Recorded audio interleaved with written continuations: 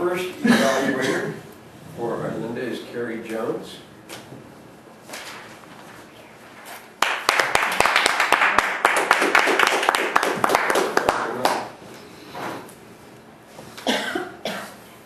Thank you, fellow Toastmasters, and thank you, Arlinda, for a terrific history lesson about a figure in our history that many of us may not be all that familiar with, other than, of course, the Dolly Madison baked goods that we all enjoy so much.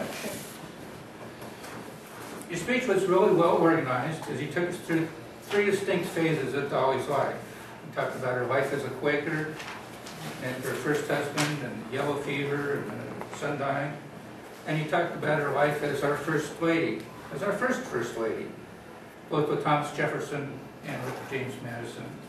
And then you talked to us about her life after James died, when she was struck with poverty and the illness and alcoholism that her son had. So you get a really interesting lifestyle, and in that you told us some very interesting stories about her change from the Quaker life to a little bit more risque style in her personal life.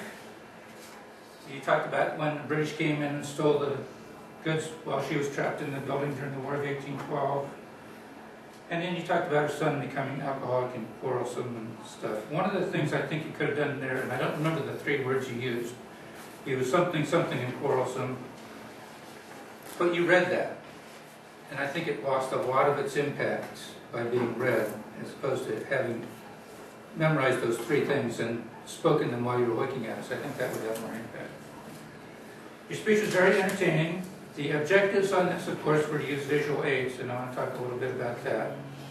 You used 7 slides. You had the tombstone, you had a picture of Dolly as a Quaker, you had a picture with Dolly and James, you had the Dolly Madison food products, you had the Dolly Madison stamp, Dolly Madison coin, and then the memorial plaque.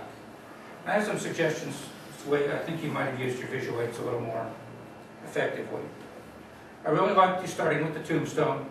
Gave us a little bit about the framework and a picture of Dolly as a Quaker. But you made that point about Dolly changing her style, and I think that would have been more effective if you would have said something like, you know, once she became First Lady, she changed her style, and then shown that slide, instead of having it up there for a while before that, because we were already looking at it. I think you really would have hit us with that if you had thrown it that way. Also, with the first 3 slides, they were up there for a long time, and then the last 4 was boom, boom, boom, boom. And I think you could have combined the food, stamp, coin, and plaque on one slide, and then you could have talked about those things without having to flash through them really quickly. And then I think, rather than end with that, I would have included that memorial plaque on that slide with the food and all those other things, because there are talks about ways people would pay tribute to her. And then I would have ended with either a picture of her or maybe going back to the tombstone. That would have kind of brought it full circle on her life. Overall, though, it was a wonderful, entertaining speech, and I really enjoyed it.